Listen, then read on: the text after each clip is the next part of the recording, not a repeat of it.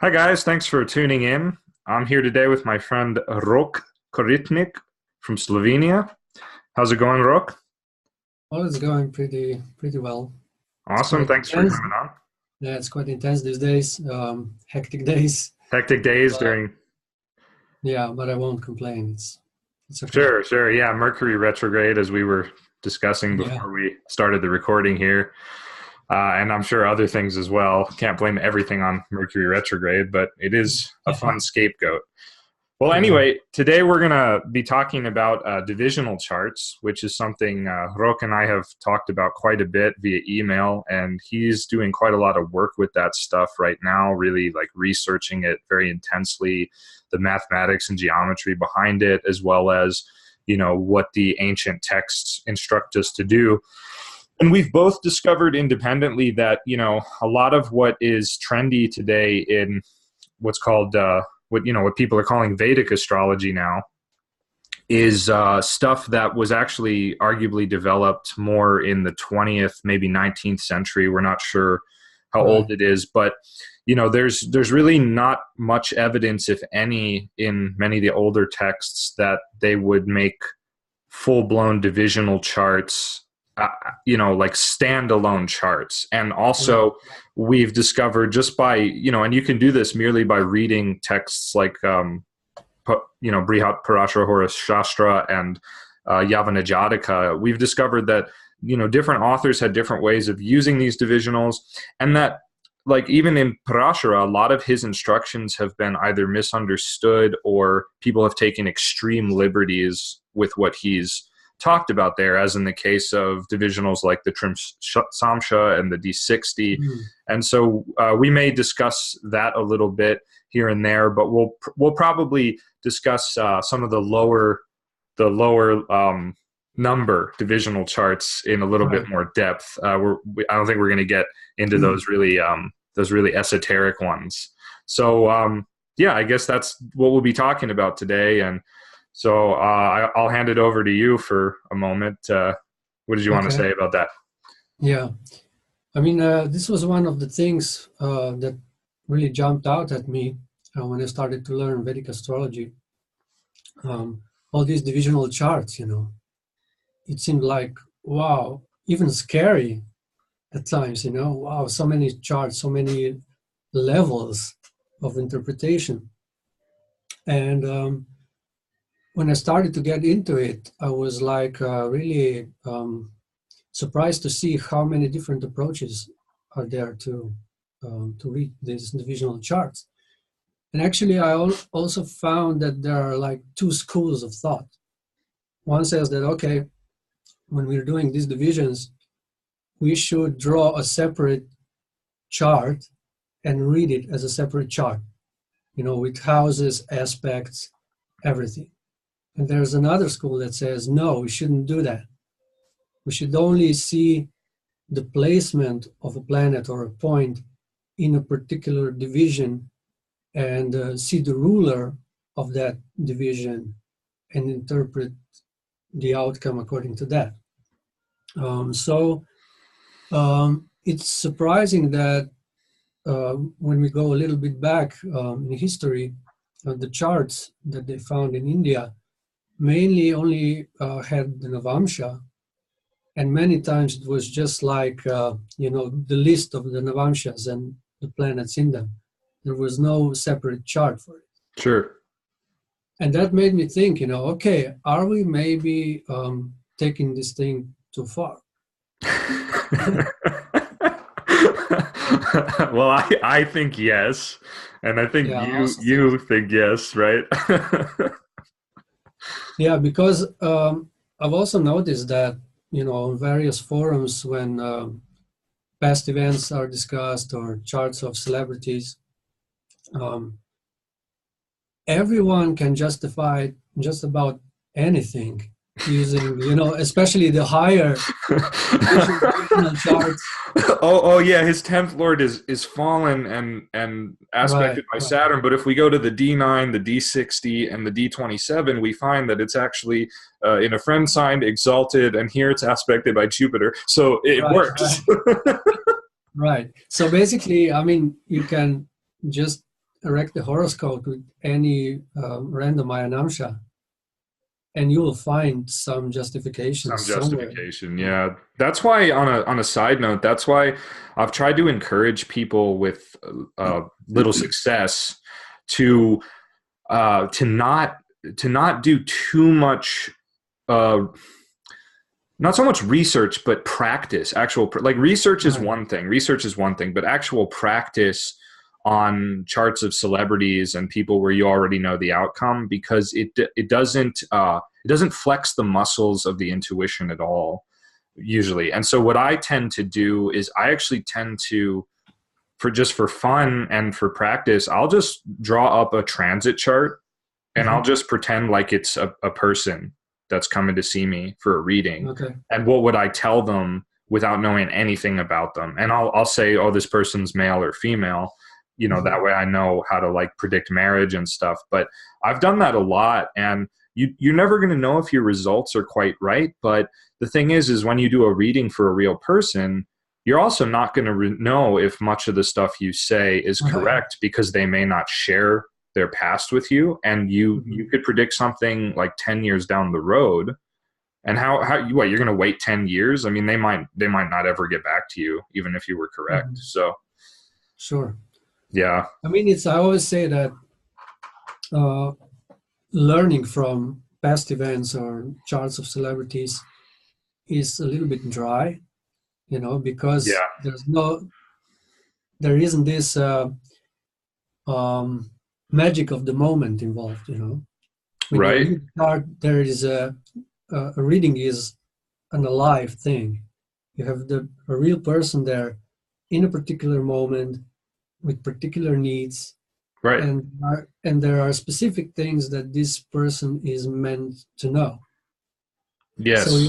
you are like your intellectual capacity, so to say, can be even limited to a degree during the reading, because it's just your intuition is taking you uh, where the reading is supposed to go. So Right. it's Good point. a very flowing, alive thing. Yeah, and I mean, that's something that has gets lost, I think, often in today's world with astrology, but partly because of all the software we have access to. Like we can just click that button and we can have Mhm. 16 or 20 or however many we want divisional charts.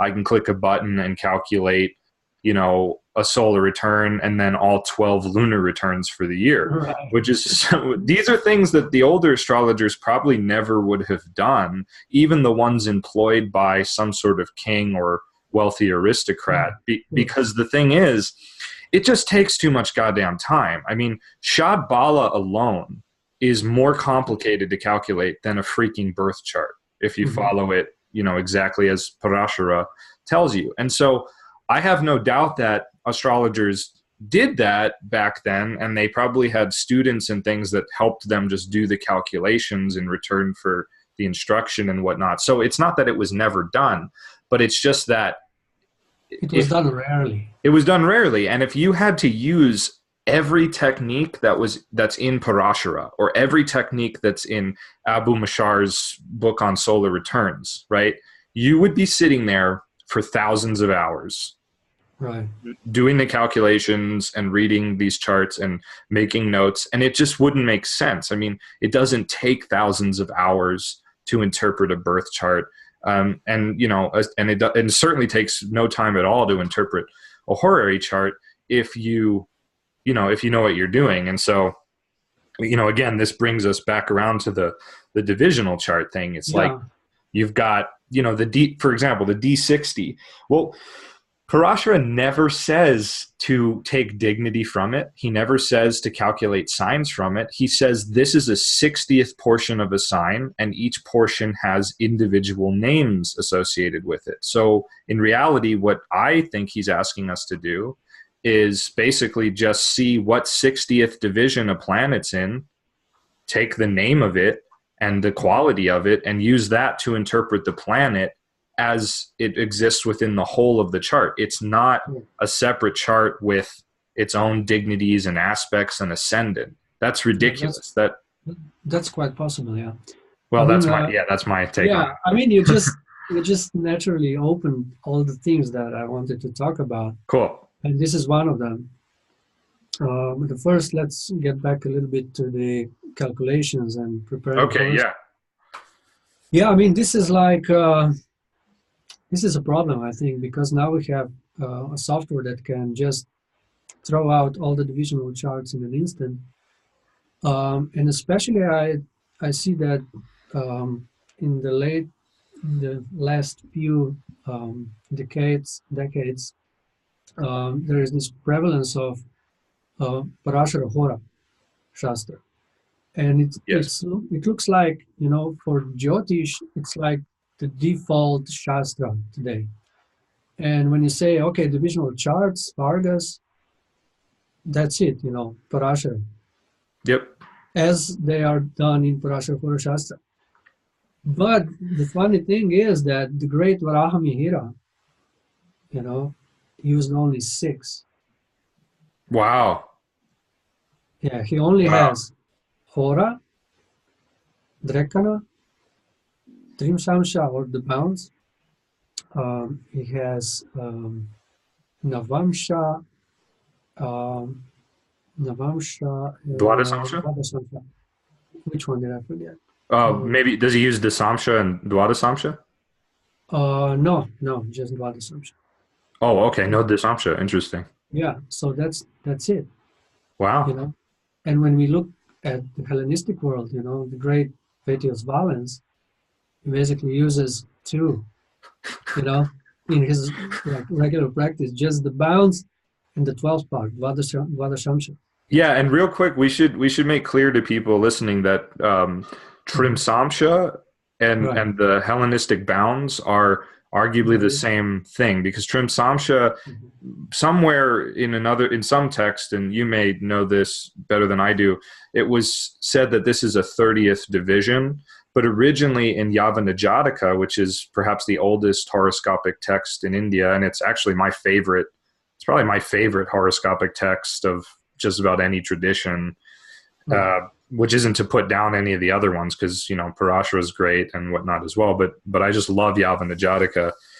And it talks about, when it talks about the terms, or the trimsamshas as they're called in Sanskrit, right? It gives the fivefold division that we find in Parashara, where each planet rules kind of a segment of the sign, and then it reverses the order for even signs. Sorry, the 5 planets, the 5 starry planets, and without excluding sun and right, moon. excluding sun and moon, and it's sort of my theory that these are sort of just at some point the Egyptian bounds, or maybe some other set of bounds, but probably the Egyptian ones that the Hellenistic authors typically employ, became sort of streamlined or codified, or what? Simplified, yeah, and that's what we get as the trimsamshas, because the Egyptian bounds are, odd numbered and completely different for every sign, whereas the trimsamshas they're always the same order for every odd sign and then every even sign, right? So they became a little bit more codified or simplified, and I don't really know why people came to think that was a 30th division, right? There's like one text or something where it says that. Maybe because of the name, because they are called trimshamshas everywhere. Okay. Maybe this 3 suggests that there are 30 portions, but they're not. But even Parashara doesn't tell us to divide it by 30. No. Right? Yeah. Okay. So again, it's like sometimes I just think people over the centuries, it's not just a modern thing, but over the centuries, they take something and they decide, I want to do it this way. And then, that's fine. But then that they don't say I'm changing it. Like I mean, there are some medieval authors who would say, like Ibn Ezra, the Hebrew scholar and astrologer of the Middle Ages, was like, the ancients say that there are no aspects outside of the sign boundaries, but I, Ibn Ezra, say that there are, and I do use out of sign aspects. So that's very helpful, because if all we had was Ibn Ezra, we'd know that, yes, he's admitting that he does it differently, which is very useful. Yeah. I So mean, we have many such cases in Brihat Parashar Hora, especially in the commentary and translation of Girish Chan Sharma. The first division, Hora, he yeah. basically invents his own Hora with his commentary, because Parashara says that the signs, first he explains that the Horas are ruled by the sun and the moon, and for the even sign, it goes reverse. The first Hora is ruled by the moon, and the second Hora by the sun. Yeah. So he emphasizes this reverse order for the even signs, but then when it comes to assigning signs to the Horas, he says that they go in their order. So basically, we just spin around the natural order of the signs twice throughout the Oh, circle. okay. Okay. But you should do it in such a way that for the even signs, the order is reversed. Okay. Because there is the instruction right before when he discusses the rulership of the sun and the moon. But what Sharma does, he just comes up with this idea that each sign um, gets two signs within it, and these are the fourth and the fifth sign from it. Nothing that Parashara says. Whoa. It's totally his idea. Wow, that's weird. And people just somehow use it. Yeah, and there's nothing wrong with that. It's more just a matter of like it's good to know where this stuff comes from, what the rationale behind it is, and how it changes and develops. Because something that's become very common as well, especially amongst certain Indian astrologers and also American astrologers practicing, or sorry, Western or American astrologers practicing Indian astrology, is an abundant amount of circular logic where they go, Mhm. oh, it says this in Parashara, so it must be right. So now I'm going to reverse engineer this and explain why it's so profound and amazing. And Mhm. then, people like us come along and we go, hey guys, we were reading Yavana Jataka and actually this technique from Parashara is there, but it's different. And so maybe Parashara is a later version of this original technique, not some divinely inspired or revealed, piece Mhm. of divine wisdom. And Mhm. I think it's, on a side note, it's interesting that some Indians will venerate these sutras as though they were like some divine text like the Vedas, when they're nowhere near the Vedas. Like the Veda, first of all, Vedic Sanskrit is quite a bit different from the Sanskrit we find in these astrological texts. But not only that, it's not these are not Veda. These texts, they're Right. not Veda, and Veda just means basically that which is heard and heard from, so to speak, the divine. So it's it's the same as the word Quran in Arabic. Mhm. They mean basically the same thing. And Mhm. in the with the Arabic and Persian astrologers, you don't find them venerating the astrological texts. There's no competition between the Quran Sure. and these astrology texts. So it's just Right. different. I don't know if it's one's better or worse or anything like that, but I just always found that a little odd that some of these astrologers try to be like, oh, this is by this great divine sage and it's perfect and there's no mistakes in it. It's like, Yeah, sure. well, but there I is mean, human error. yeah. I mean, I see this tendency, especially in India. Not that I have anything against, but yeah, they seem to like to take things as being divinely revealed, 5,000 years old, and they have a problem accepting that the astrology has been developing, evolving, and then there Yeah. was a cross-cultural exchange going on, back and forth, back and forth. Um, but that's another topic, so let's not Yeah, go. sure.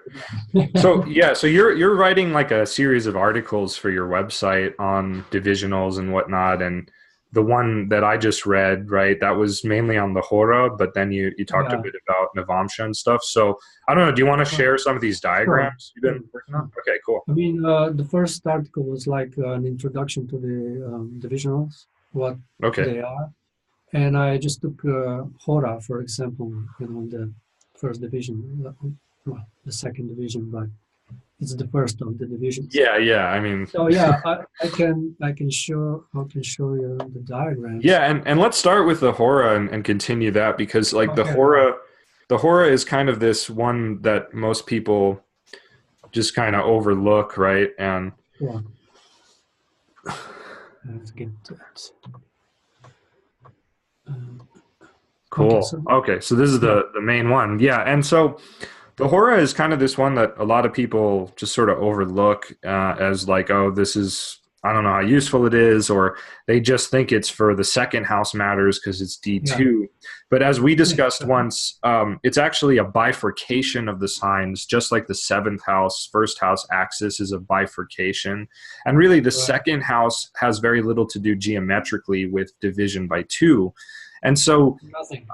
yeah, nothing actually. Nothing. So I had proposed at one point that the Hora could be in fact used for more seventh house matters, and then I also realized that the Hora was very good for dividing the sides of the body into two halves for judging Right, health matters. So the lunar half in any sign is the left side of the body, and the solar half is the right side of the body. And I've actually learned a little bit more about about polarity therapy and stuff since that, mm, and so that would be the case for actually the front side of the body, but the back side of the body it reverses. So your right all side on the right, back is negative, and your left side on the back is positive. So that's something to keep in mind yeah, that's and interesting. whatnot as well. But I think this is a great way to use them. And another great way to use it that I recently had success with, granted I was only one chart, but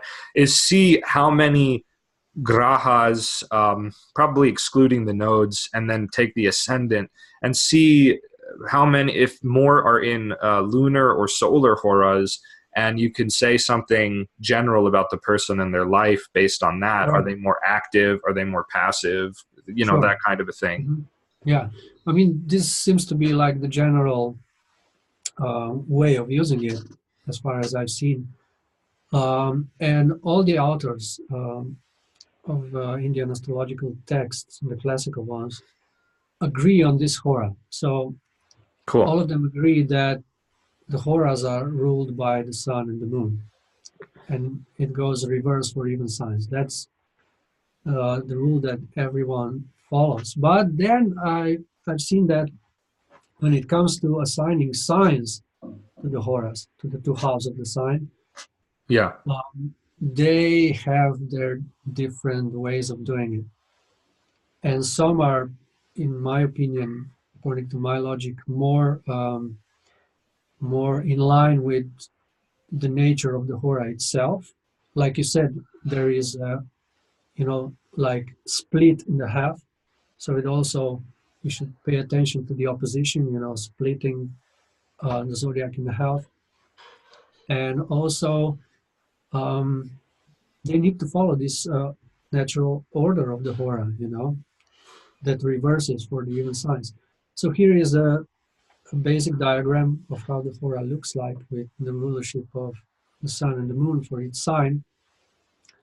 And I've also noticed this pattern of a hexagon because I was also trying to figure out why does Parashara say that it should be looked for, uh, we should look the hora for wealth, Mm. for money matters. I wouldn't say that that's the only thing we should use the hora for, because we see already other ways of using it from other texts, like Right. what you said, that we simply look at how many planets are in the sun's hora and how many planets are there in the moon's hora. And if there are more planets in the sun's hora, then it means that in general the person is more relying on his or her own effort in life. Yeah. Yeah, But volition. if more of them are in the moon's hora, then things just happen more naturally to them. They are more like receptive, not Yeah, so much. things just come to them, so to speak. Yeah. It just sort of happens, and like I'm thinking too of like a good example of this is actually Elvis Presley, right? Who I don't know like his Hora situation, but off the top of my head, but like he had an angular moon that was also the lord of the 10th from the part of fortune, and he had a night chart and a Mhm. waxing moon. And Elvis is a good example because it's like a lot of his fame and fortune and stuff just sort of came to him. You know, he didn't like necessarily chase after it. It just sort of happened because Yeah. of who he was and where he was, and like he sort of left everything to his kind of phony tour manager. This I think he was like a Dutch guy who pretended to be like a general or, Mhm. or a captain in the U.S. Army, but this guy kind of orchestrated Elvis's whole career, and Elvis just did the performing and didn't really, you know, wasn't really that active in terms of his Mhm. his career, the career part. He just sort of did Elvis, and then this guy, Sure, sure. yeah. So that's kind of what we're talking about, Yeah, right? I It's mean, like we should pay close attention to this yeah, natures of the sun and the moon, because the moon is just receiving the light from the sun. It's a receptive principle, a feminine principle. right, right. So if this principle is very much emphasized in the chart, then yeah, this is the Yeah, case. and Things I'm come to them.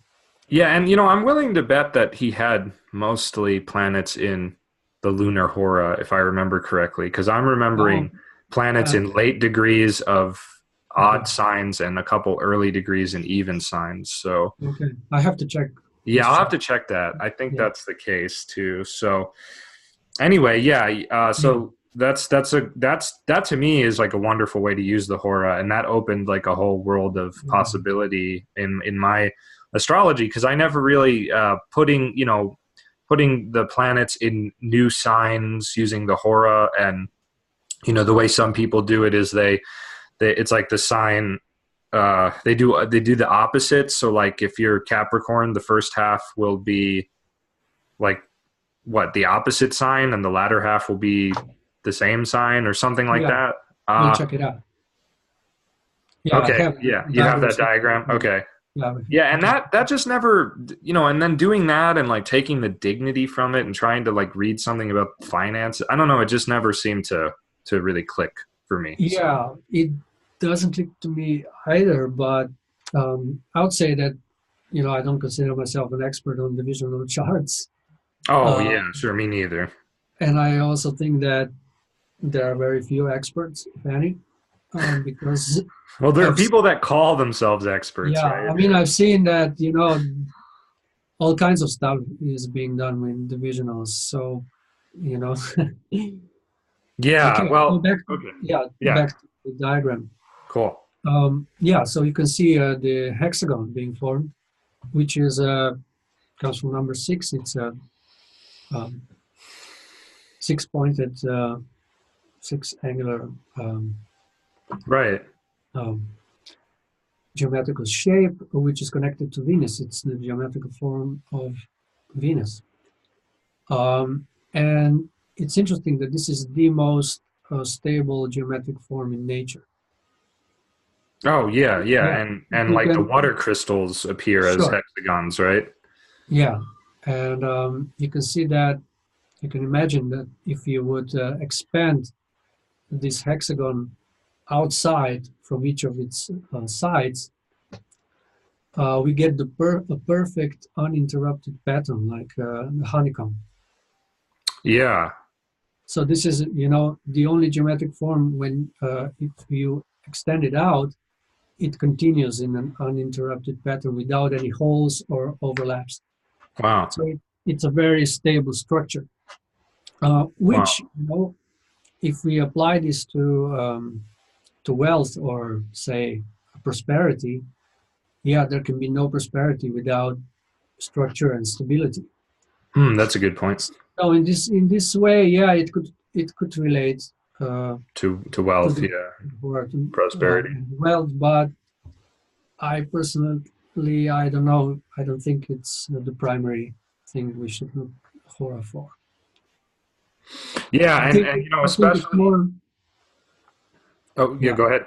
yeah. I think it's more. It has to do with what we've already discussed. But Right. um, if you look at the planet that's responsible for the wealth in the horoscope, say the second lord Yeah. or Jupiter or Venus, um, you look at its position in Hora, and if it falls in the moon's Hora, then it means that the wealth will come somewhat naturally to the person. And if it's in the sun's Hora, then it means that the person acquires wealth through his or her own efforts. Sure. Yeah, that's Yeah. one way to look at it. I guess I always found this like I don't know. I always found this the hora. And, well, I don't know. I guess there's certain techniques that are promoted in Indian astrology that I just find to be a little primitive when I compare them to some of the medieval Persian methods that I learned. I Uh-huh. mean, there's such an intricate methodology that some Persian texts outline to assessing wealth and Uh-huh. fortune in a birth chart that when I stumbled upon this kind of thing, I mean, the yogas for wealth are very powerful. For example, that like Parashara gives, and I think Yavana Jataka gives, and stuff like these are I find that these work very well. But just to like take the Hora and take the second Lord and No, kind of no, do it that's that just one of way, the just things, you know. yeah, no, I know you don't do it that way either, but I just was like, this isn't really, it's not really giving me anything, you know. It's like, Yeah. I mean, it just gives you one piece of the puzzle, you know, but yeah, if you exactly, would just totally rely, you know, okay, now we're going to look at the wealth of this person, and you would just go to Hora and read it from Hora. Come on, you just miss a bunch of things, you know. yeah, Yeah. Okay, so let's look a little bit at the Horas with the signs. Okay, okay, so this is okay, not this one. Okay, this is the one from um, Girish Chan Sharma, the commentator of Brihat Parashara Hora. okay, He says that the Horas belong to the to the fifth and the fourth sign. Probably he huh, concluded it because uh, Leo is the fifth sign and Cancer is the fourth sign from Aries. So he applied this principle to all other signs, you know, the fifth and fourth, and reverse for the even signs. But this is totally his own. So okay. maybe it works, maybe it doesn't, but Well, it's not what Parashara says. yeah, and like here's the thing I want to reemphasize that we've discussed is like anything can work in astrology as long as it has like a clear rationale behind it and a clear Mhm. philosophical grounding, so to speak. Sure. But you know, like that's very different than taking a concept you found in a text that may have no philosophical or logical grounding that we can understand, and then Mhm. trying to kind of fit something awkwardly over it, which is like, you know, that's something a lot of astrologers are doing. And that's, in my opinion, that's really not great for astrological practice. And I think that's one of the reasons we're sort of making this video, because we want to Yeah. get back to like what do the actual texts say and what is the rationale, and we shouldn't be afraid to criticize them like we're doing Yeah. here. You know, it's okay. It's like, no, these are people that wrote these. Sure. I mean, if you look at this Hora, it has its logic. I mean, Yeah, yeah, sure it does. It's not just something random, you know. And I believe that if one really gets into the underlying principle of its construction, one could use it successfully in practice. sure, But it's not what Parashar says to do. right. So this is Oh, this is the one. Is Oh um, no, this is a no, different one. Wow. Yeah, this is a different one. Okay, this in my opinion is what Parashara really wants us to do, Oh, okay.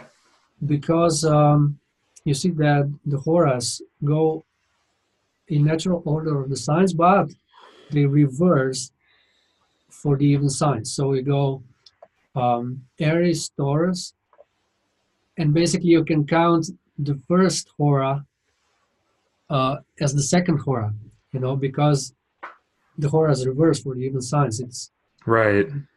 so the first hora of the even sign is the moon's hora, and the second is the sun's hora. So we go like this, Aries, Taurus, Cancer, Gemini, Leo, Virgo, and so on. Yeah. So we Well, have, that's cool. yeah, so the signs are rolling twice throughout the zodiac, but they just reverse for the even signs, which is according to the basic principle of the hora. And what we get here is we get male and female sign within a sign. So we have, the polarity of the Right. hora, sun and moon. We have both straight and reverse uh, principle we've taken into the account. And we also have the opposition.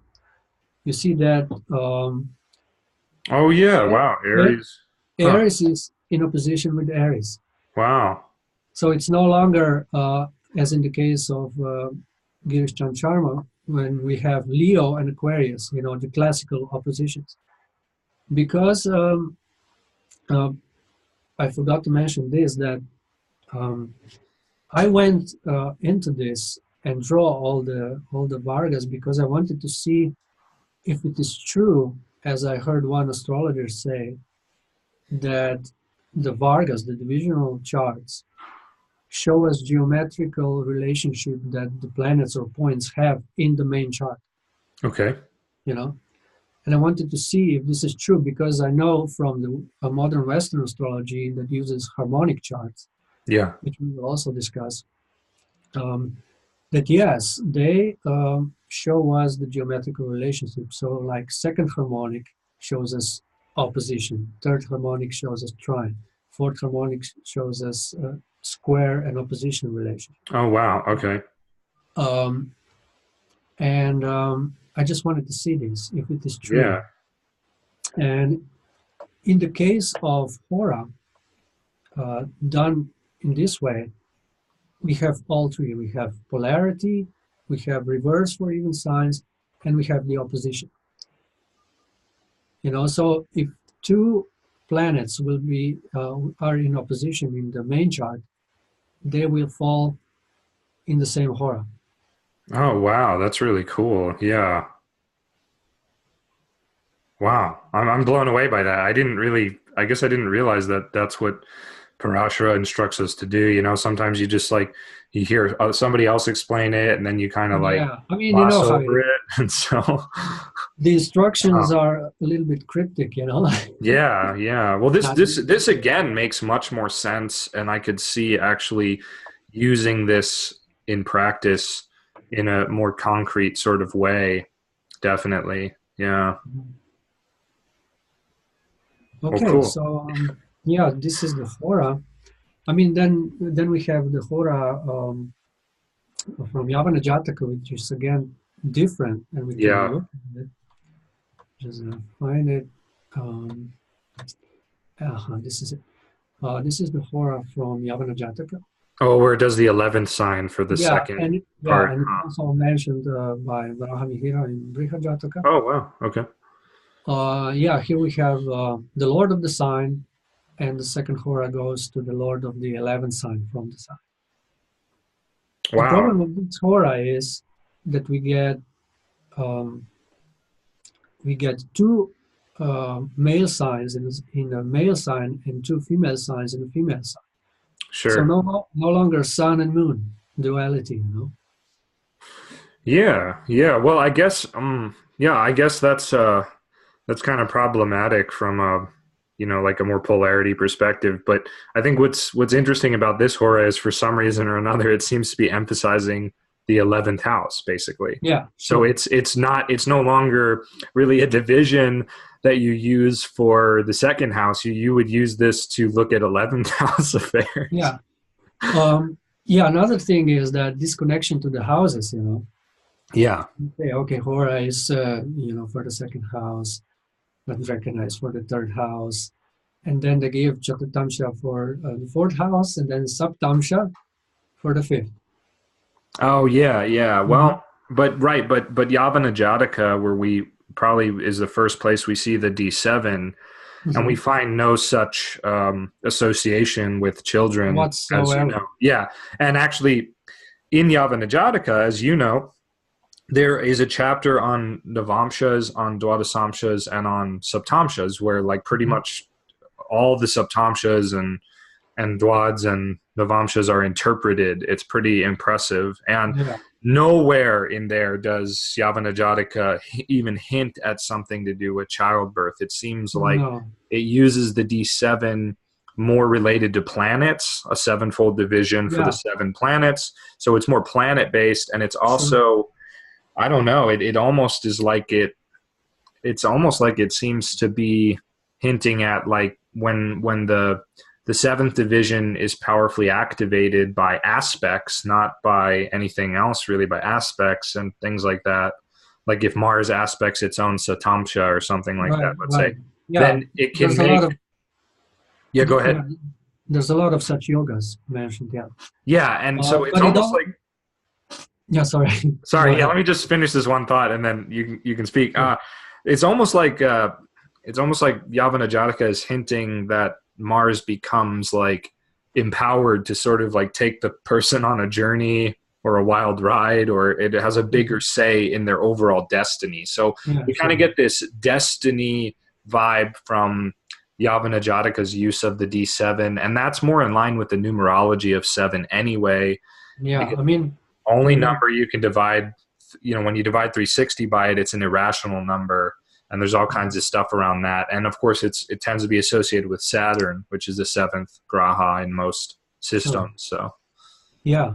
I mean, what's it being used for in Yavana Jataka? It seems that it's mostly used for longevity, oh, okay. which is, Saturn.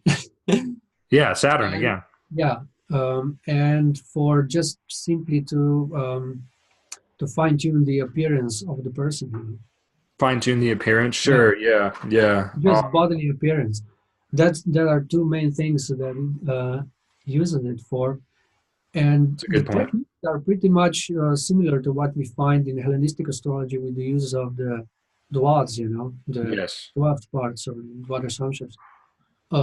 That they simply look if the planet is in the main chart is aspecting the position of its Navamsha, Saptamsha, and stuff like that. Yeah. It's not. It doesn't say, okay, you create the Saptamsha and see aspects in No, the. in fact, there's explicitly no dignity involved in the Saptamsha calculation in Yavana Jataka, and there's no names given as Parashara Sure. later gives to Yeah. each Saptamsha, and even the calculation method might be slightly different. I'm not sure, but Yeah, what I it's will, different. it is right, yeah. So what I will say though too is that in Yavana Jataka there is a very brief shloka where he says that planets in their exaltations, their influence is complete, and then planets in their own Navamshas have strength as though they were in their own Mula Trikona sign, Mm-hmm. and planets in their own Dwadasamshas have strength as though they were in just their own sign, not Real Mula sign. Trikona. So we have a clear hierarchy given, and again, there's no explanation given of Navamsha linking it to marriage or Dwadasamsha linking it to family in Yavana Jataka. It's more of a qualitative measurement Sure. that is like an after effect in terms of basic dignity assessment in the birth chart. And so, it's funny too, because like we use, and I do this still, if a planet is in its own exaltation by Navamsha or Dwadasamsha, I include that as, auspicious, but Yavana Jataka is not saying to pay attention to planets in their own exaltation Navamshas or Dwadasamshas. It's purely the signs that they rule, which is another interesting thing. But if we go back a little further too, like Yavana Jataka is much closer to the Hellenistic tradition than later Indian astrology. And we find that Hellenistic authors, like you said, they used only 2-3 divisions possibly, you know, bounds and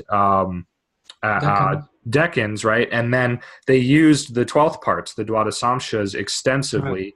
And we have explicit instructions, at least in Rhetorius and other places too, kind of less obvious, but Rhetorius literally tells us to put the Dwadasamshas around the birth chart and see what houses they fall in of the birth chart and interpret them based on that. So if you've got this really auspicious placement of a planet in the 10th house, but by Dwadasamsha it falls into the 12th house, then its power can be marred, especially if it's aspected by natal planets. Like, you know, if all of a sudden your natal Saturn is aspecting the 12th part of your otherwise 10th house sun that's now moved into the 12th, let's say, that's very significant. And so it was a much more simple, direct way to use them and still linked to the birth chart in these older texts. Yeah.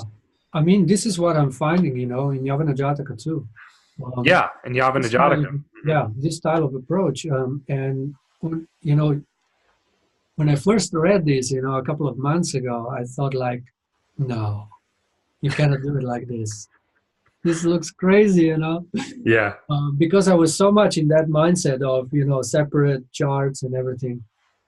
But then when I started to use Valens software for Hellenistic techniques, that's how it's done there, you know, the 12th part, the 12th division. It just places the positions of planets around the chart, and it's so revealing, you know, it's just, everything's right there in front of you. Yeah, it's amazing. Yeah, you see all the connections of the 12th parts to the main chart, you know. Even if we take, for example, the Navamsha and the Jaimini Swamsha techniques, you know, when you look at the Atmakaraka placement in the Navamsha, many authors emphasize this, that you just look at its position in the Navamsha and then see where this falls in the birth chart. Yes, you're talking about the Karakamsha technique of like taking the sign.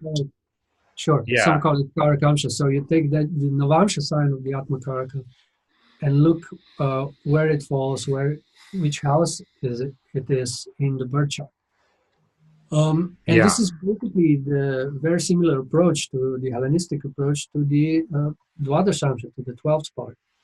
Yeah. I think it's totally revealing, you know, and basically since I've discovered that, I'm using this, blank sheet for my practice when I just have the South Indian chart and 2 charts around it, so I can place all the Navamsha or Drekana or whatever Dwadasamsha positions of the planets around it, so you immediately see if the planet is in its own sign in the divisions and whatnot. So it's very, very practical, this approach. It just keeps you there focused on the birth chart instead of taking your focus to some other separate entity.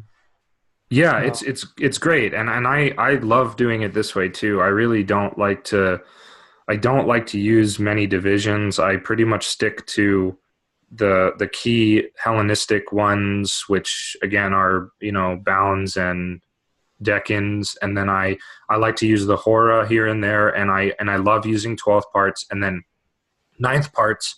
Before, you know, I've come up with my own rationale of kind of how to use these, but just based on the numerology, and I think it'd be fun to discuss that some more as well. But you know, I just want to emphasize again that in these earlier texts, especially Yavana Jataka, we don't find a clear instruction given to how to use these. We find like sort of cryptic stuff, like the Navamsha is very useful for extrapolating the fates of men or something like that. You know, it's like the wise use the Navamshas to, you know, fine tune or whatever. And, you know, the other thing that's important as well is, in Yavana Jataka, we find an image for each hora and an image for Right. each decan. And there are many sets of decan images, but there's only this one set of images for the hora. And again, Yavana Jataka doesn't really tell us what to do with those. And they became, the images for the decans at least became very important in later talismanic astrological practice, especially amongst the Arabs and Persians and Europeans. But it's just funny because I think that the images associated with these divisions are in a sense like a whole separate tradition from the dignity associated with these divisions or the rulership associated. It's a different way of thinking, and it's a different use. And we don't fully understand, what does the image of the rising sign of the hora tell us versus the image of the rising sign for the decan tell us, and things like that. We don't really fully know, but people have made up ideas. Of course, they've gone back, oh, well, since hora relates to wealth, this image has to do with the person, how they go get wealth. Well, but the hora doesn't relate to wealth, not fundamentally. Yeah, not directly. Yeah.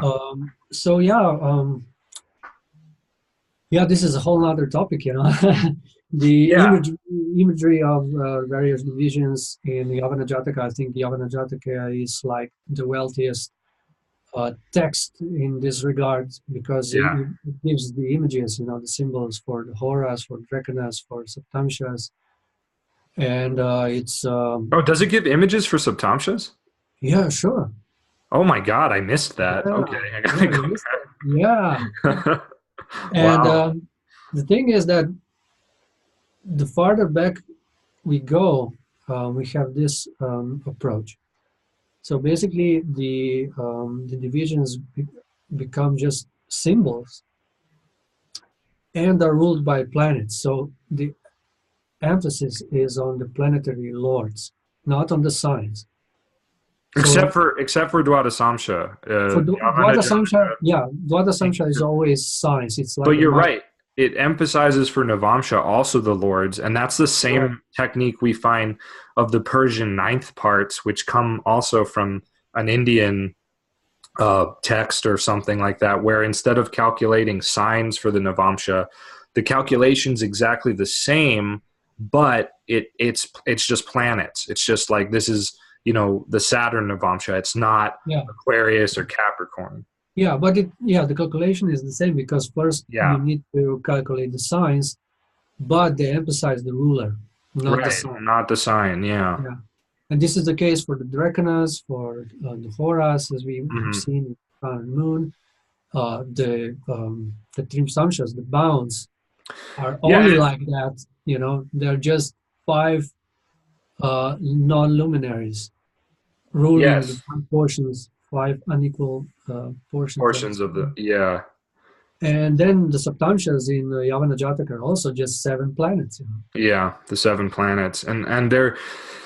I mean, all these things give us clues. Like the fact that the Dwadasamsha is more related to the signs means that logically the Dwadasamsha placements, not only can we use like all the qualities of the signs, but it's going to be more related to the houses, because the signs are the foundation of the houses, and therefore it's going to be related more to terrestrial and temporal factors, because the signs are primarily the result of a division of the ecliptic, even if you're using sidereal. So it's still a very terrestrial sort of phenomenon in that sense. And whereas, something like the 9th parts and the 7th parts, a little more strange to use. And another clue we find in Yavana Jataka is that he spends a whole chapter delineating the moon in every Navamsha.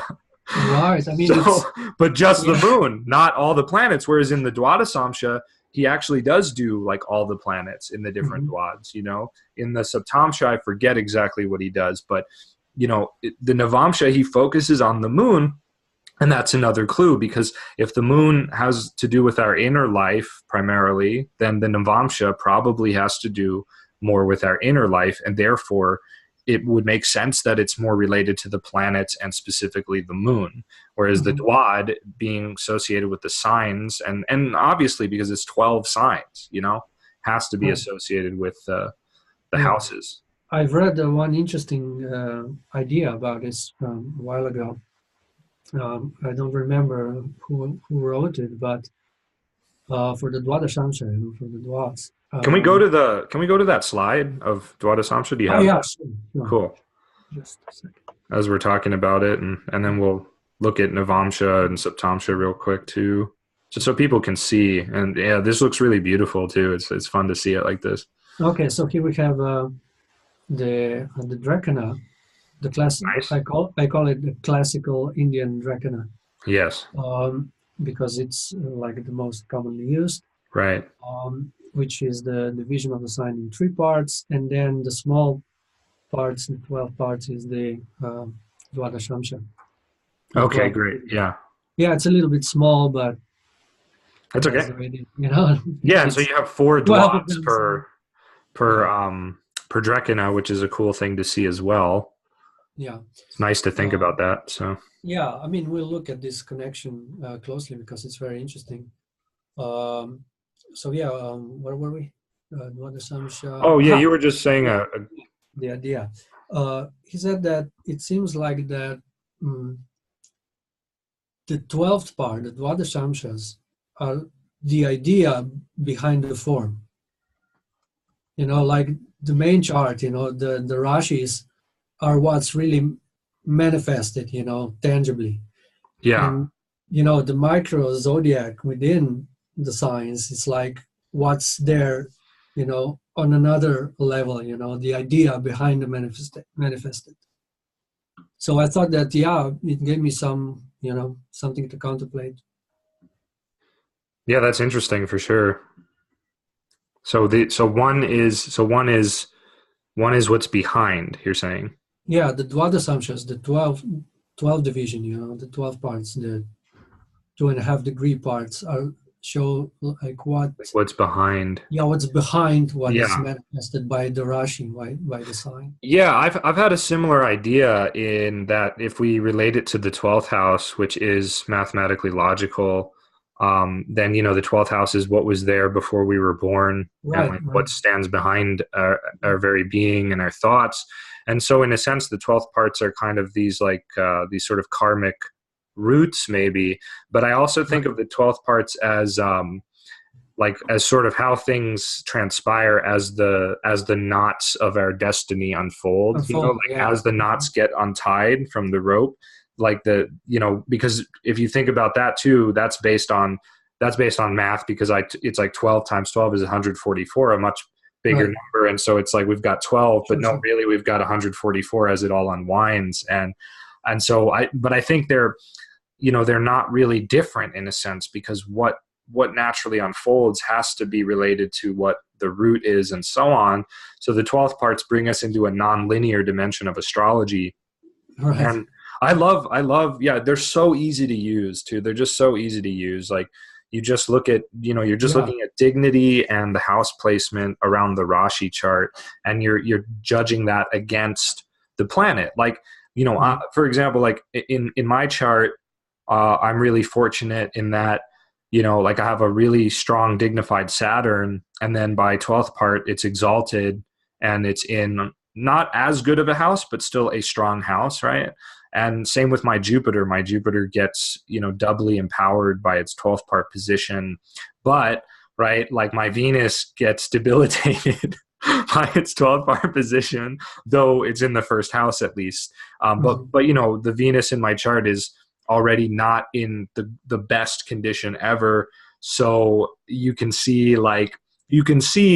that I would have some Venus problems in my life. But then when you look at the 12th part, you can refine that much more, and you can really see like, oh yeah, there's definitely going to be some Venus problems. It's not just surface level, Yeah. I mean, I see this 12 division as being like the most natural, The most natural, yeah. Because to me, it's the first thing I would think about, when I have one sign, and we have 12 signs. Okay, let's put another 12 signs in the sign. It's just a very natural thing to do. And also to read it, it's kind of the most intuitive. It's just Yeah. you don't need to think very much about it. No, it's amazing how well it works. And I'm a fan of using the degree positions because Hellenistic authors said to observe the bound that a 12th part Right. falls in.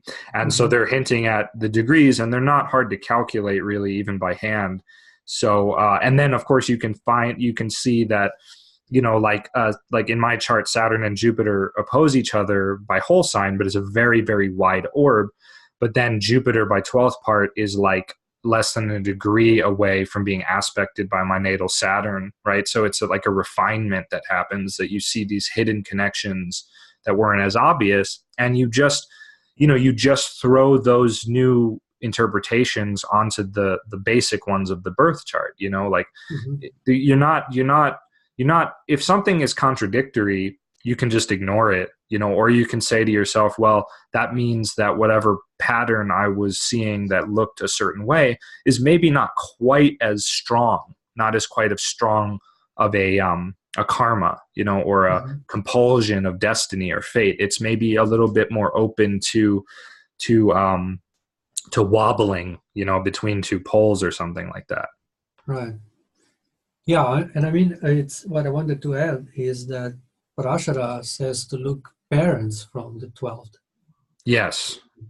So, it's the idea behind the manifested 12th house, what was there before we were born. Right. So did he really even mean actual parents? It's funny because we don't, like, was somebody like whoever wrote Parashara's text, because it probably wasn't the sage Parashara necessarily, but whoever wrote it, like Jaimini, were they more hinting at things metaphorically? I like to think yes, actually. I also think like that. I mean, I just mentioned the Saptamsha, for children. We talked about this. Right, the fruits of your actions, the fruits of your labors are your children, karmically, right? Right. I mean, it just says children. But if you look at the Saptamsha, you've seen that it's connected to Saturn. Also, when you, unfortunately, I don't have it here, but oh, that's okay.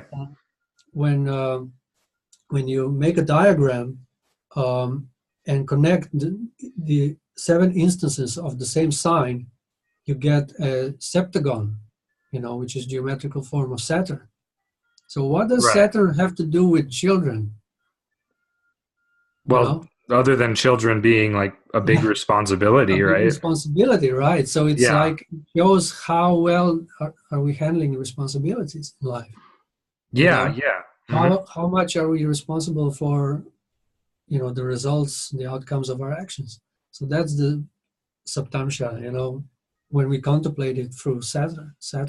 Right, and even the 7th house is regarded as the 10th from the 10th. And what's funny is if you think about Dasamsha, now I won't dispute that the Dasamsha works really well for assessing like 10th house matters. It definitely does. It's kind of amazing how well it works. Even though the calculation is a bit strange that Parashara gives with the even signs, you start from the 9th sign. From the 9th, I still don't have my opinion about this. I struggle with that too, but it seems to work for whatever reason. And anyway, but if you think about it, like a tenfold division, again, doesn't really have much to do with the 10th house, because the 10th house is an angle, so it's a division by 4. Whereas the Dasamsha, a division by 10, that gives us aspects, angular relationships of 36 degrees, which is half of 72 degrees, which is the 1/5 division. And that is something that, like Rudyard, the 20th century astrologer, he talked about like the quintile, the 72 degree aspect, is having to do with like creativity and inner genius. And as the decile of 36 degrees is actually having to do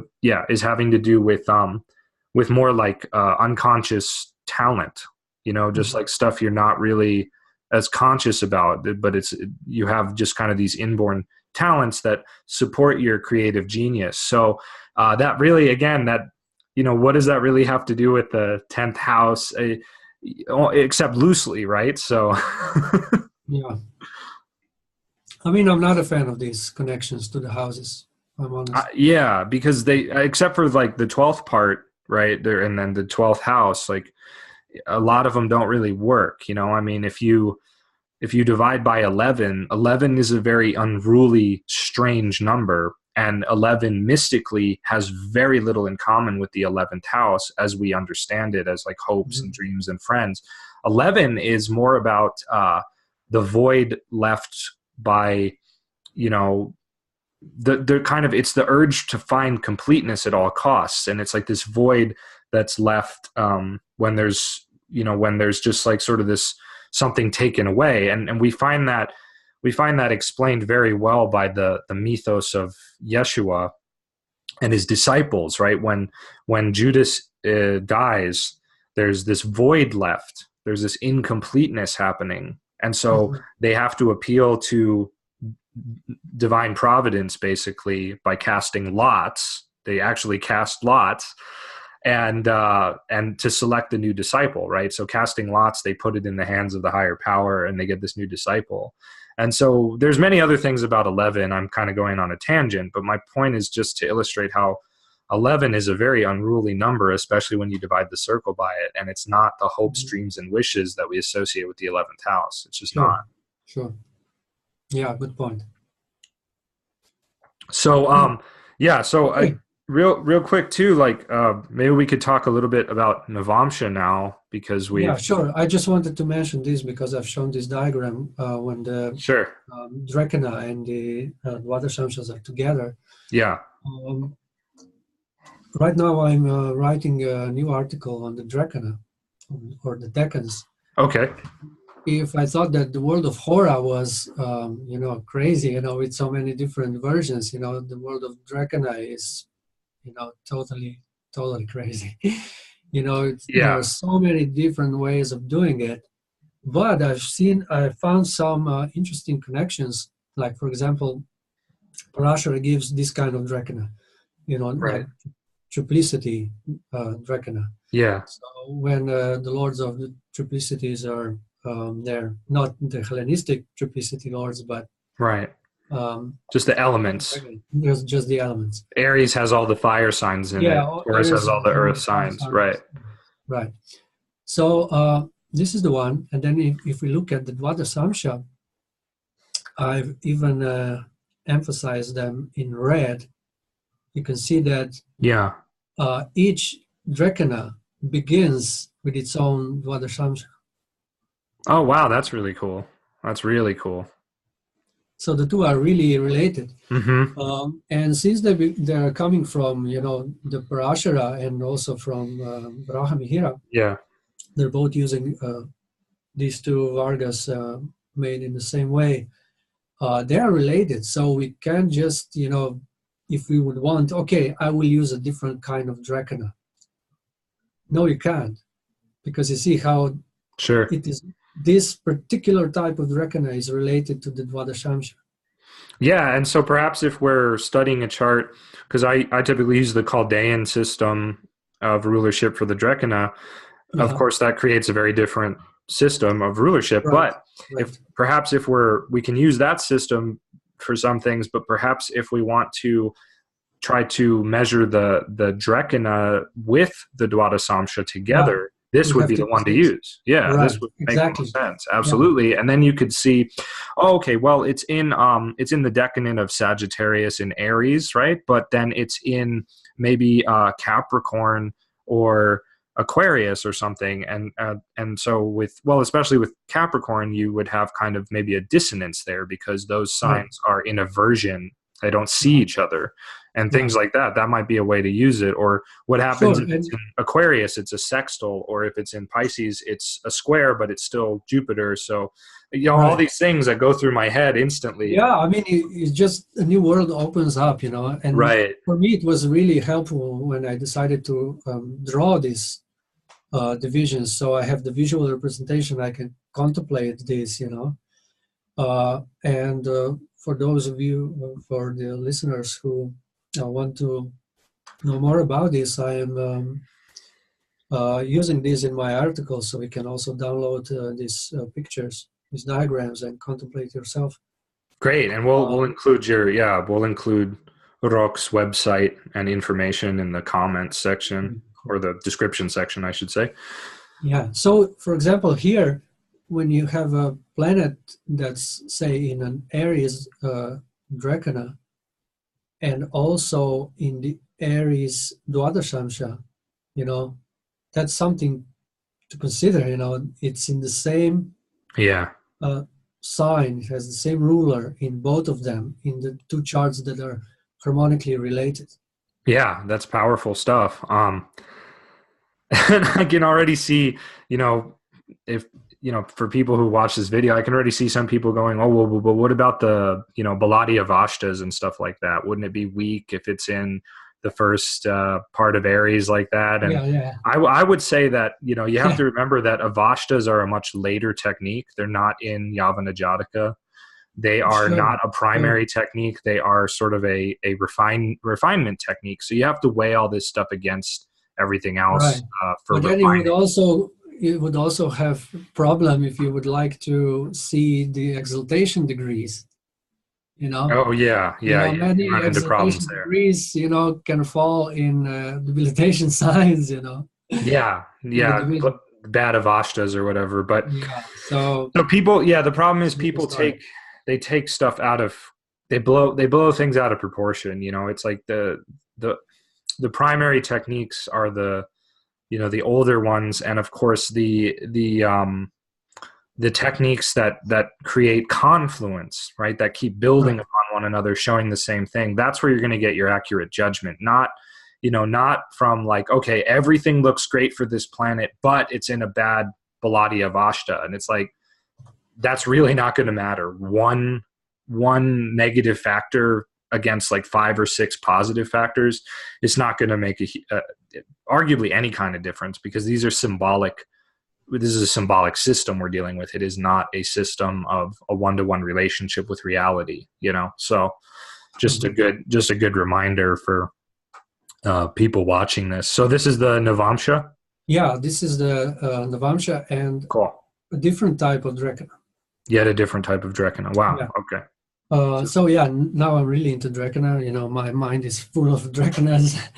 Oh, you mentioned that. Yeah, you're dreaming about them, right? Yeah, I'm having Dracana nightmares. Like everywhere, just Dracanas. So I've discovered that, interestingly, Jaimini uses a different type of Dracana. I mean, this comes from Vrida Karika, which unfortunately I cannot read, because I can't read Devanagari and Sanskrit. Okay. I don't understand it. I hope one day I will. Sure. But the thing is that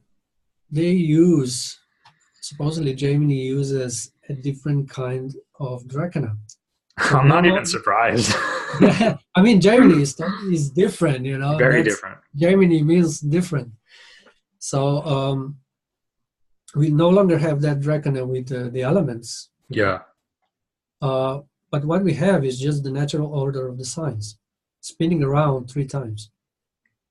So you see it goes. Oh wow! Yeah. Okay. Just in natural order: Aries, Taurus, Gemini, Cancer, and so on. Oh, so it's thirds basically, because they repeat every time you get to a fire sign, huh? Yeah. Every time you get to the fire sign, it repeats. Wow. Here we have fire emphasized number 3, which is the number of Mars, and also, if we would connect all the Aries signs, the 3 instances of Aries, we get an equilateral triangle. Okay. We get the perfect triangle. So this type of Dracana actually shows us a geometrical relationship between 2 planets or points in the main chart. So when the 2 planets here fall in Aries, that means that in the birth chart, spatially, they are in a trine. Aries Dracanas. Okay, so this one is like or any Dracana, any 2 Dracanas, right? Yeah. Well, that's freaking cool. So So this Yeah, one is maybe less about the signs and more about the space, right? More about yeah. the aspect. It's what in the West we call a harmonic chart.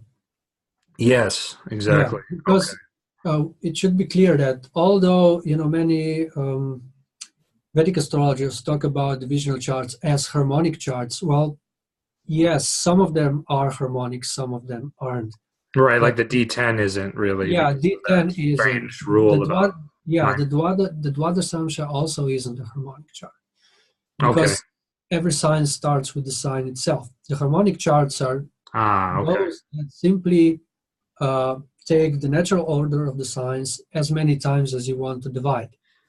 So, like the Okay. Saptamsha is a harmonic.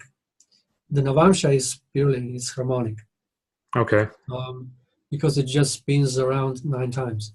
Okay. Uh, this type, Gemini's Dracana, interestingly, also Marcus Manilius, the Hellenistic author, Oh, that's right. also uses this type, the Cool. exact same. Um, Okay. so yeah, it goes naturally around and leaves you to contemplate what's going on. So here we see that we have constantly we have cardinal fixed dual, cardinal fixed dual, cardinal fixed dual, and all Okay. this. Yeah. Um, and what's interesting is that if you look at these two, the Navamshas are in the inside of the wheel and the Drakanas in the middle. We can see again some interesting interesting Correlations, yeah. connection. Yeah, correlation. Sorry, my tongue got twisted. um, so Aries, if we just look at the sign Aries, the Drakanas are Aries, Taurus, Gemini. But if we look at the Drakana Aries, its Navamshas are Aries, Taurus, Gemini. So basically, Oh, the Navamshas, the ninth wow. division, is basically the third. Is Oh basically my God. yeah, it's basically the third harmonic of the Drakanas. So you see how powerfully harmonically related they are. Jesus, that's freaking awesome. Yeah, and it's no wonder that Jaimini uses this because his primary Vargas are Navamsha and Drakana. Yeah, that's true. And the Yogada techniques are based on this. Yes. So yeah, it's interesting, and many people use practice Hmm. Gemini's techniques, which take Drakanas into consideration with Parashari elementary Drakana. Yeah, well, damn, it's like so much for that table and Kala software, which, is a great tool, but now I'm like, I'm like a purist like you, so I kind of I don't want to use any other Drekina now if I use that technique, but Yeah, it's I mean, funny. Oh yeah, go ahead. it would be nice if softwares had this like configurable, so you Yeah. could program your own Vargas. It would be That would really be nice. awesome. That would be a great software where you could just custom build your own Yeah, Vargas in right. any way, shape, or form. I think that's easily creatable by people who are good software programmers. I'm not, but I'm not anything of that. Yeah, I'm also not, unfortunately. But yeah, that would be awesome. Would give us a lot more freedom to explore stuff, of course, but um, or at least do it more quickly, instead of by hand. But I think it's funny because what I find when a lot of people approach Jaimini, I don't care who they are, how great their reputation is, and that crap.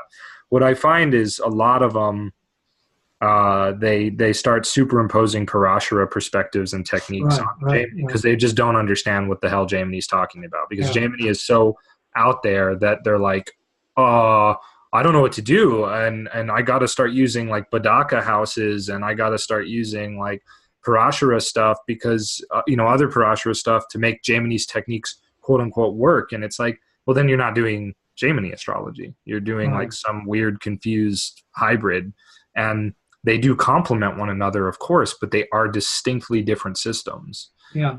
And you've So seen that the example of the Drakana is just one of them. They it's use just one of them. Yeah. Parashari Drakana in Jaimini. Yeah. But we've seen that um, the two draconas, they are different, but they harmonically relate to specific Varga. This Vargas. Yeah. harmonic Gemini natural, what do they call it? Parivriti Varga, Parivriti, just goes in natural order. Okay. Um, it relates harmonically to the Navamsha, but the Parashari Drakana relates harmonically to the Dwadashamsha. Yeah, and so this also makes sense now why Gemini, for that yoga assessment thing he does, where he tells us to look at those three special ascendants Yeah, in the Rashi, in the Navamsha, and in right, the right. Drekana. Now it makes sense why he also tells us to use the Drekana if we use this Mhm. one. Because I never understood that. It never made any sense based on the calculation. It was like, why is he Right. just throwing in Drekana here? And of course, people will come up with these circular logic explanations. Well, the Drekana is the third house, and that's the house of Mars, and it's about efforts, and so it's about effort, and he's throwing efforts in there. And sorry, I'm kind of poking fun at Yeah, this sure. a I little mean, much, but it's just like it's ridiculous that there's no evidence that's purely circular logic. Because we're assuming that this technique that he's giving is calculated a certain way and is predicated upon, again, other associations of the third house. Gemini doesn't necessarily associate the third house with Mars, although he does associate it with efforts and things like that. But it's anyway, it's just me yeah, being.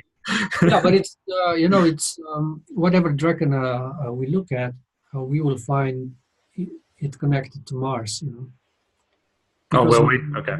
we can look at like this. For example, in this Gemini's harmonic Drakana, we have a perfect triangle, which is a form of Mars. And we have I see. Yeah, I see. yeah, and we have fire emphasized, number 3. And for example, if we Okay. so this is the one you see in the perfect triangle. Yeah, and it's red too, Yeah, which and then we have this classical Parashari Drakana. Again, we have 3. oh, We okay. have The we rulers. have and we have the elements, which is interesting. The same element in the same sign. So if it's of the same element, no wonder that he says siblings. You know, Okay. Oh, you know okay, what I mean? okay. Yeah, yeah. Yeah, That makes sense. Okay, that's fair then. That's cool. yeah, and also Mars is the natural significator of siblings, Yeah. and all the themes we find in relationship of siblings are connected to Mars. Like competition, fights, protection, uh, Yeah. resilience, all that stuff. Yes, So all yes. of them are like connected to Mars, and also we have, where is it? Mm, aha, and the decans of the Called in. yeah, Yeah. the Chaldean order of the planets. Yeah. The order starts with Mars, It does. and it Ends ends with with Mars. Mars. Yeah, it's very strange, but And also, there's something else. Only Mars rules the first decans of his domiciles. his domiciles, yeah, that's a good point. No other planets does. No other planet does. Yeah, he So even rules one in Mars, his own it's money for exaltation. everybody. Yeah, he even rules one in his own exaltation there in Yeah. Capricorn. That's cool. Yeah. You're right. It's Mars everywhere. It's Mars everywhere. Well, that's really useful to understand. And I guess I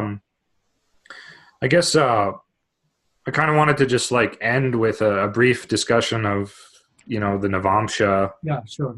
It probably won't be that brief, but we could always make another video on that Yeah. sometime and get more into it. But it's just like, again, this idea that the Navamsha, in contrast to the Dwadasamsha, is really, it's given more priority and weight in Yavana Jataka as far as dignity goes.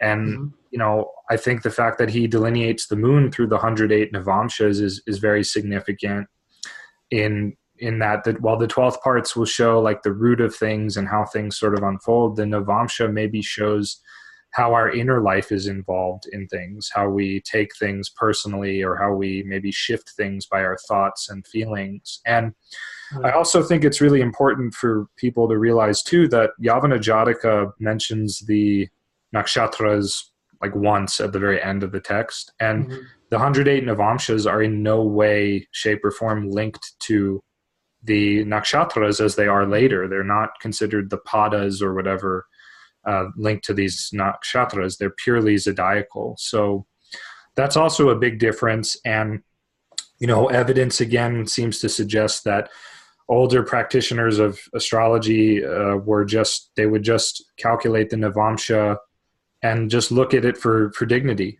change. They wouldn't even look at Yeah. the degrees necessarily. Just dignity and the ruler.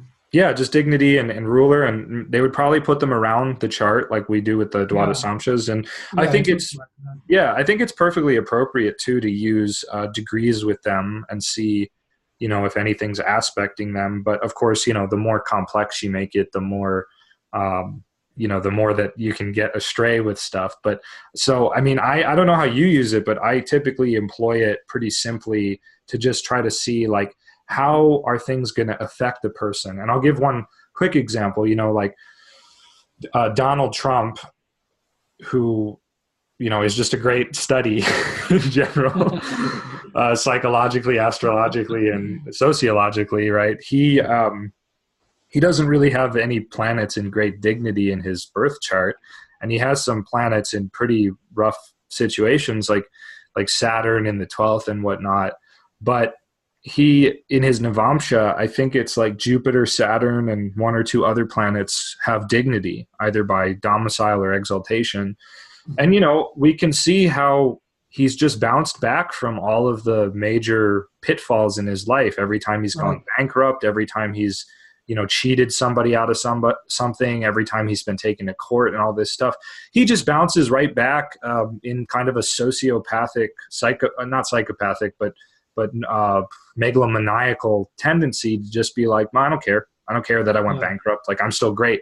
And I look at his Navamsha planets as signifying that, because that's what he believes, or that's what he tells himself in his mind. So that's partly what ends up as being true. And so this is where, again, like Navamsha planets being in better dignity and things like that it's not necessarily showing anything more spiritual about the person. It's not necessarily showing anything more strong about their character. It just shows kind of how they internalize and think about things from my perspective. Right. I mean, this is the way I use it also. Cool. Mostly, just to get an idea how the person is going through life. How stable are they on their path. It's just when something starts to sweep their way. How are they reacting? How are they taking it? And how we take something will change how it develops and the outcome. And another quick example is like Sri Aurobindo, one of the greatest mystics of India.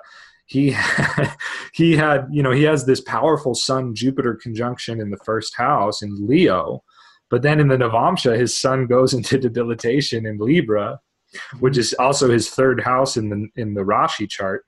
So it's pretty not a great development from a conventional point of view, but we can see how that played out in his life as he was becoming a major figure and leader in the Indian independence movement. And then basically when he had an instruction from the divine to go to Pondicherry and go into retreat and just do yoga and withdraw completely from Indian politics, we see how much that debilitated Sun in the Navamsha makes sense, because he's basically taking his success in the Rashi by the dignified angular Sun and then saying, I don't need this. I don't really want it anymore.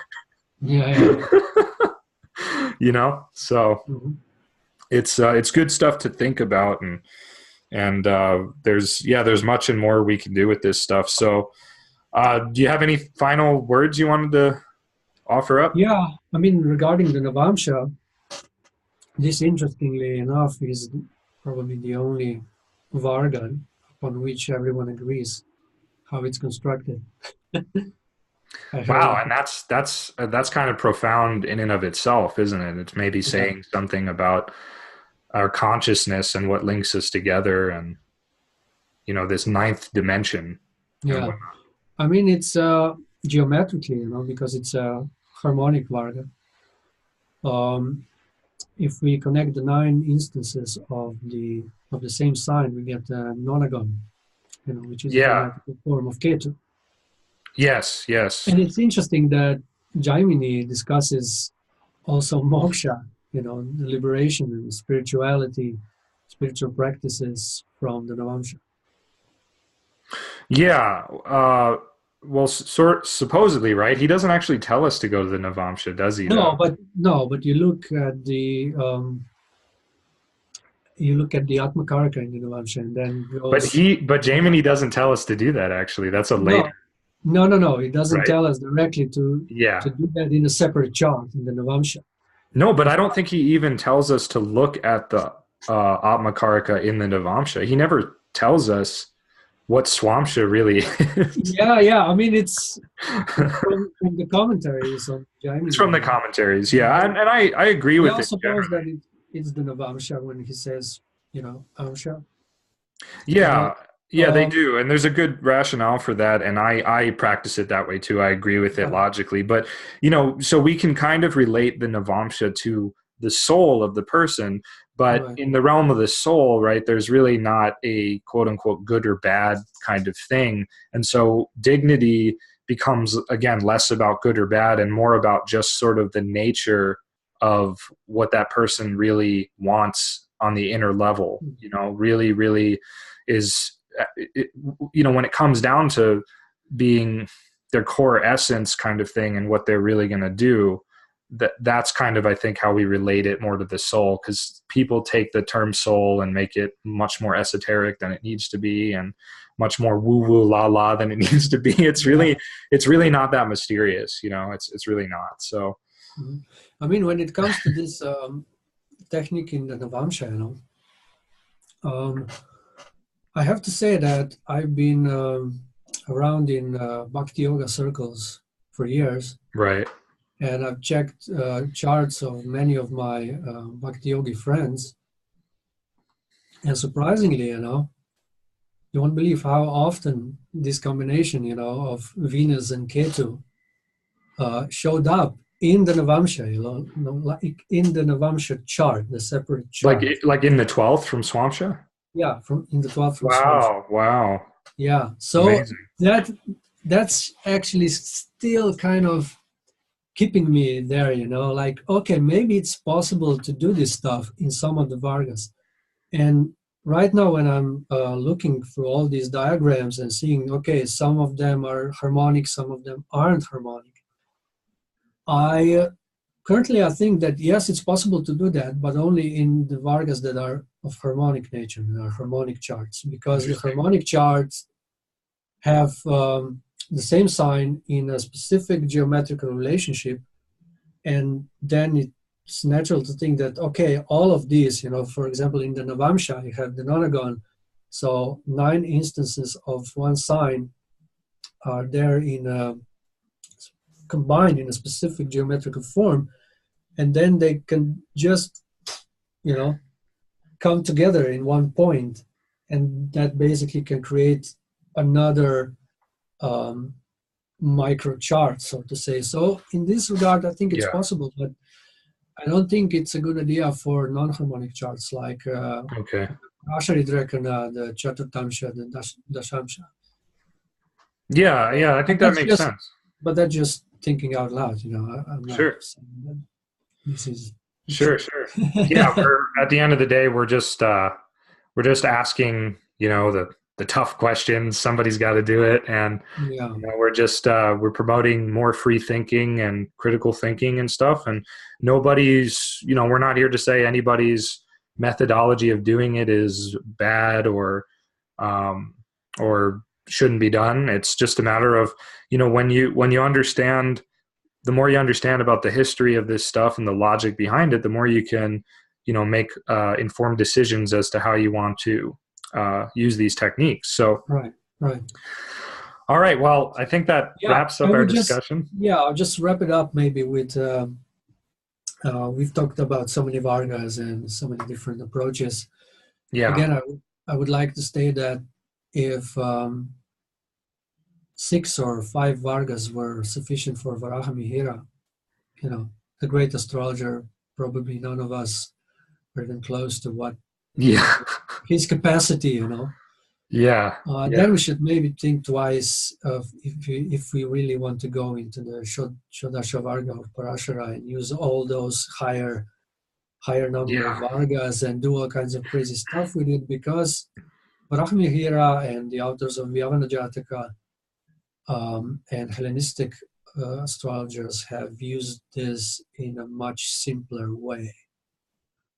So I don't think it's necessary to complicate our astrology too much with this stuff.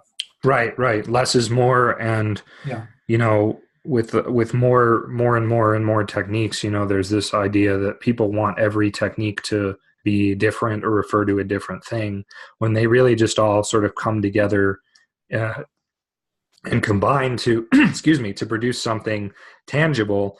And so what happens is, I've also observed people just start making shit up about what these other Vargas do, what these other techniques do. It's like, oh, this is going to show like that one thing that you used to put under your pillow when you were a kid but didn't want anyone to know about, or just it's not literally, but just these ridiculous ideas of like, this is something you have to do in this life to evolve, or this is something that like is feeding you or taking away from you karmically. I've seen stuff like that too, and I'm like, I don't know what that means. Like, based on the doctrine of karma, I don't understand what. And this stuff is it's a new idea. It's it's not tangible. It's just it can be so conceptual. You just bullshit anyone with such information.